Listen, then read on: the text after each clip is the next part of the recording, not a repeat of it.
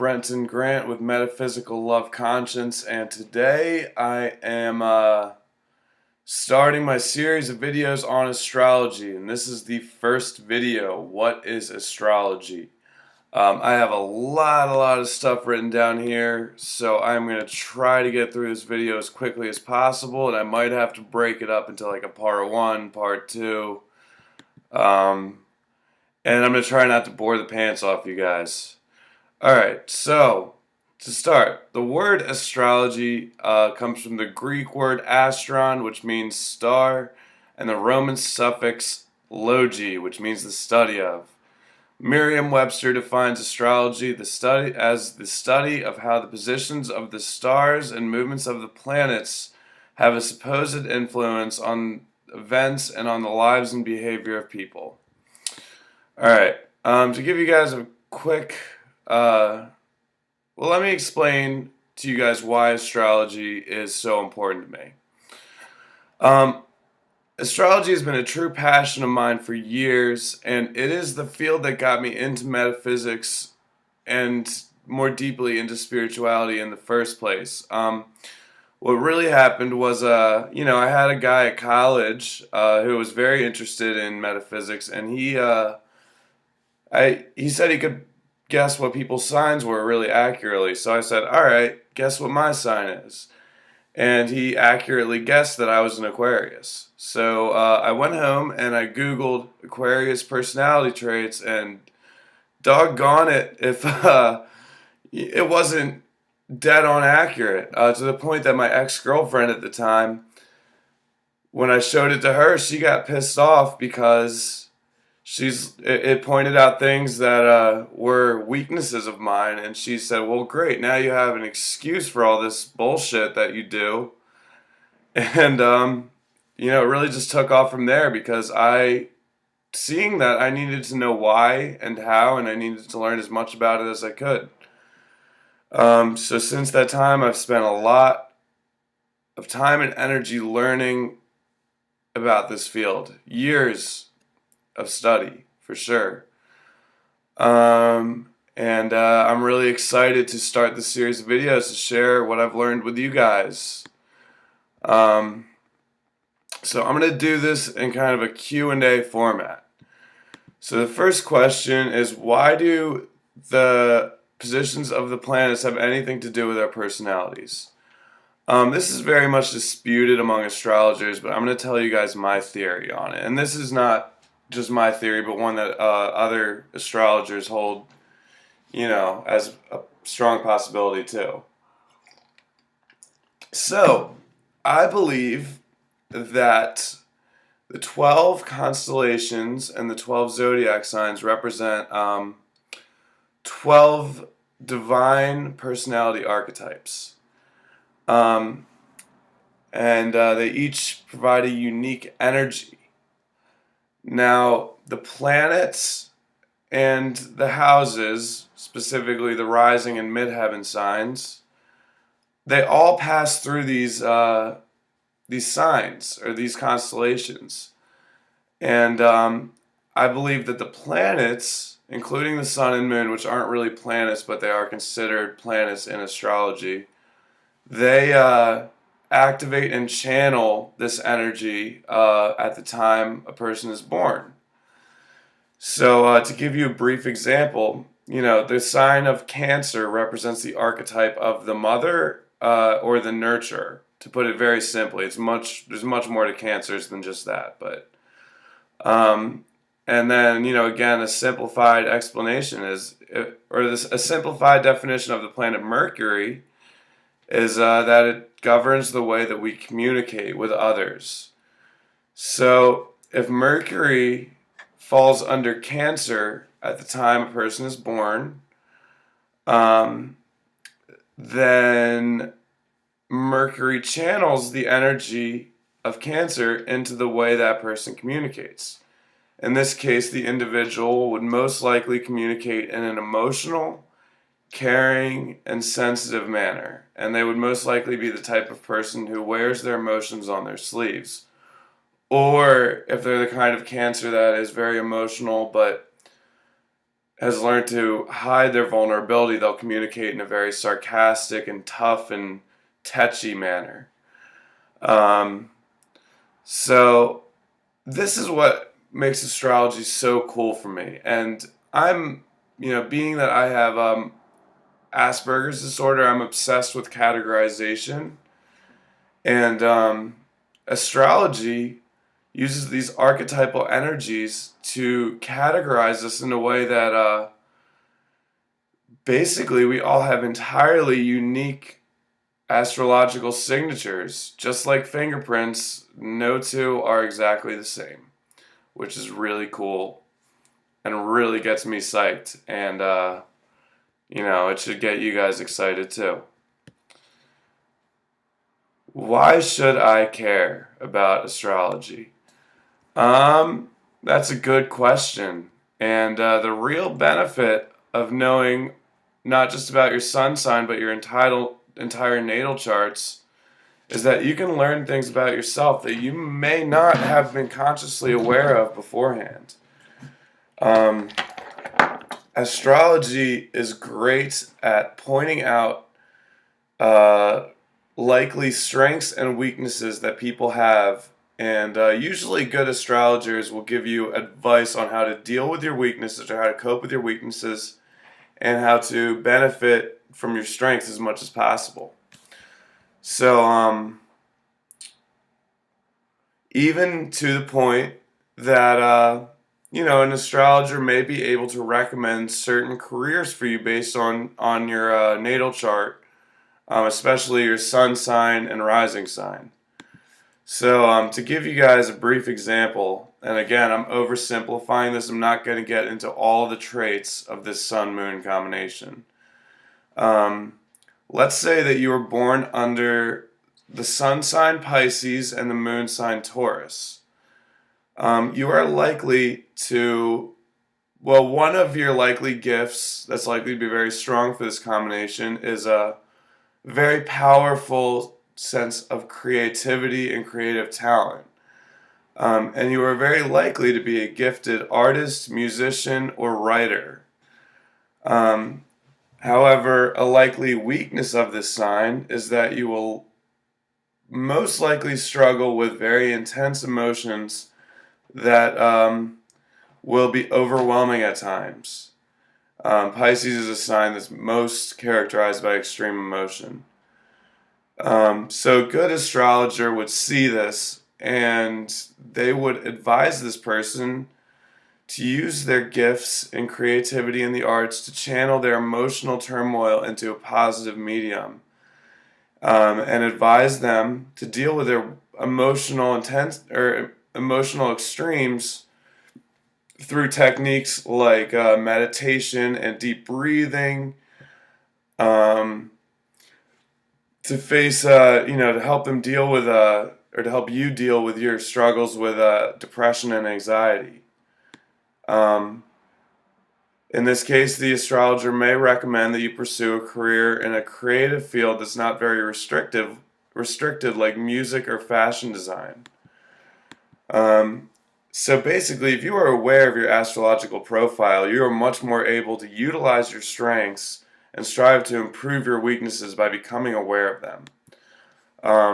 This is also important for, spiritual development, as each sign has unique potential psychic gifts and certain meditations, angels, crystals, practices, etc., that are likely to be most beneficial for you. For instance, Scorpios are more likely to be gifted mediums and clairvoyants than most other signs. And that goes for, Scorpio in any of the personal planets. So again, one thing I hear a lot is, isn't astrology too simple to be accurate? Some people believe that astrology is very simple. This could not be less accurate. Astrology is a very complex field of study that has developed over thousands of years, and the real misunderstanding here comes from people believing that astrology is just your sun sign, which is the sign that you're most likely to be aware of. That changes every 30 days and is the same every year. Um, in reality, there are so many different, not just planets, but the rising and midheaven signs, even the locations of some asteroids and planetoids, the 12 houses, and then on top of that, complex aspects and alignments between all these different positions of planets and other signs. It took me years of study to get to the point that I could properly interpret natal charts, and I still don't, I still have more to learn. It is a very complex art, and this is why people like me usually will ask for money before doing a natal chart interpretation. Because we have put in so much time and effort into learning this, and then on top of that, it takes at least an hour to do a full interpretation of a natal chart. Okay, this question I'm addressing to all the skeptics out there. Does astrology use generalization to make us think it's accurate? And the truth here is that astrology is not at all general. Many skeptics believe that astrological descriptions seem accurate because the given traits listed supposedly apply to the majority of people. And due to our egotistical natures, we are likely to think that these traits are unique to just one sign.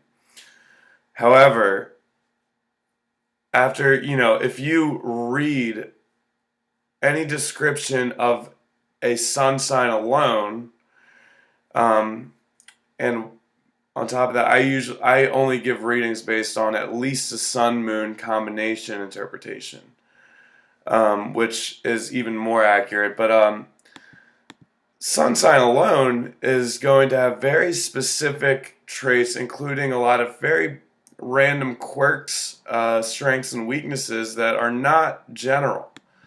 For instance, like a Virgo, hold on. All right, let me give you guys an example. All right, yeah, so a Virgo will be described as being uptight and neurotic and a perfectionist in their work or in cleaning the house or anything like that. Virgos are defined as neurotic and perfectionist and very hard workers. So this is described in Virgo, and it is specific to Virgo, and say somebody born under Pisces will likely not identify with this description of a Virgo, because each sign has listed traits that are specific to each sign. Now, if you want to read the description on Aquarius and try to tell me that the Aquarius traits are general and can apply to most of the population, you're out of your goddamn mind, because the traits listed for Aquarius are eccentricity, weirdness, revolutionary ideals, and are very unique, because Aquarius is a sign defined by being nonconformist and different and pretty goddamn weird. So anyways, I came up with a method of disproving this skeptical argument, which is what I would do is I have a website that I like to use for doing a sun-moon combination reading. And what I would do is I would get somebody's sun-moon combination, and secretly I would, let's say somebody is a Gemini Sun, Cancer Moon. I would tell them I'm doing a reading for Gemini Sun, Cancer Moon, but really I would do a reading of, say, a Leo Sun, Taurus Moon. Afterwards, I would ask them, "Does that sound like you?" And they would always say either no, or not really, or just a little bit. then I would reveal to them that I read the wrong combination on purpose, and then I would read them a description of their true combination. And every single time they admitted that that was much more accurate than the first reading. Um, Again, it's mystifying that this field of study is so accurate, but it is. And I've found in my years of studying this that most people uh, find their sun sign to be 80 to 85% accurate, and then combination readings or full natal chart readings to be like 95% accurate. Um, anyway, next question. Can astrology predict the future? Very generally. This astrology cannot predict specific events. But like it can predict the nature of events. For instance, planetary aspects are a good indicator of certain kinds of energy flowing into Earth. Pluto-Uranus aspects often indicate, Pluto and Uranus aspects often indicate civil unrest, global political conflicts, and even revolutions. Retrogrades of certain planets can cause chaos in our personal lives. For instance, Mercury retrogrades are notorious for causing communication problems, technological failure, and all sorts of chaos. Mercury retrograde is really a pain in the ass. And even looking at compatibility between two people's natal charts, especially Venus, Mars, and to a lesser degree Sun and rising signs and moon signs, are likely to be able to tell us, are able to tell us the likelihood or chance that a relationship will be successful or not.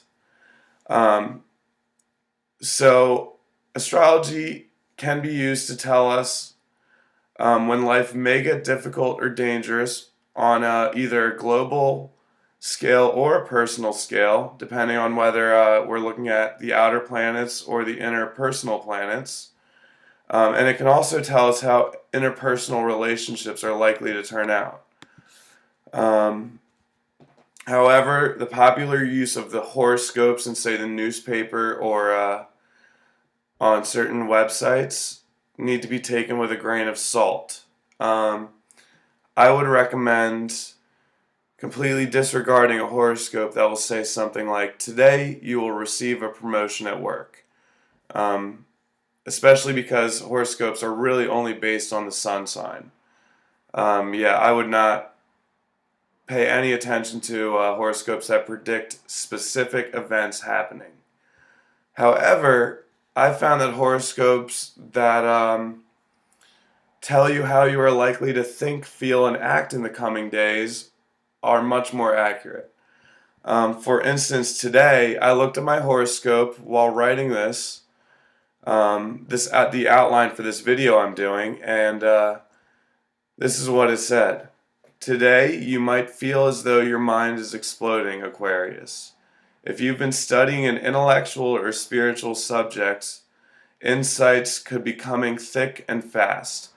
Concepts that never made sense to you before suddenly seem clear. You will need to write them down because even an elephant wouldn't be able to remember this many ideas and revelations. Make the most of them. This is dead on accurate. Today, I felt so compelled to really write down a lot of stuff on my personal experience with astrology and share it through the video format with you guys. So this is awesome,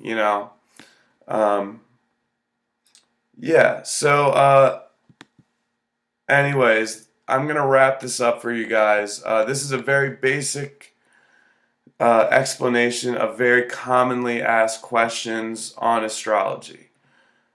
Feel free to send me personal messages or post comments if you have any other questions or requests on things you would like me to discuss, and I would be happy to get to help explain anything to you guys about astrology. So thanks for listening. My next videos are going to be discussing the polarities, elements, and modalities of astrology. And then after really, finishing that, this is all part of the introduction to astrology, then I'll get into specific signs and give you definitions of specific signs. So, yeah, thanks for listening to my video, and I'll be posting more in the very near future. You guys have a wonderful evening.